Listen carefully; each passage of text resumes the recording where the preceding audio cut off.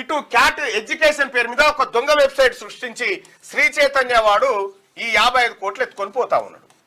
Just మనకు అనిపించేది ఏంటంటే 150 రూపాయలు 200 రూపాయలు అనిపిస్తుంది కానీ ఆడు 55 కోట్ల రూపాయలు ఎత్తుకుపోతుండు. వాడు మన దగ్గర 2 లక్షల రూపాయలు, 1 లక్ష రూపాయలు, 3 లక్షలు వసూలు చేస్తున్నట్టే ఎన్ని వేల కోట్ల. అయితే విషయం ఏంటంటే ఈ పరీక్ష నిర్వహించిన తర్వాత మెరిట్ వచ్చినటువంటి పిల్లలు ఉంటారు కదా, ఈ నిర్వహిస్తే ఈ 5 లక్షల మందికి నిర్వహిస్తే అందులో 1 లక్ష మందిని తీస్తాడు. మళ్ళా 1 లక్ష మందిని తీసి మళ్ళీ వీళ్ళకి పరీక్ష నిర్వహిస్తాడు.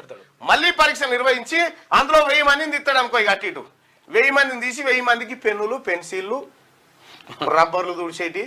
ఇగో ఇది కథ ఉంది 55 కోట్ల రూపాయలు పెట్టి. ఇది వాస్తవానికి శ్రీ చైతన్య బ్రాంచ్లలో ఉన్నటువంటి ప్రిన్సిపాల్లకు కూడా తెలియదు. తెలియదు. ఇది పైన ఉండేటువంటి ఒకరిద్దరికి మాత్రమే తెలుసు ఈ దందా.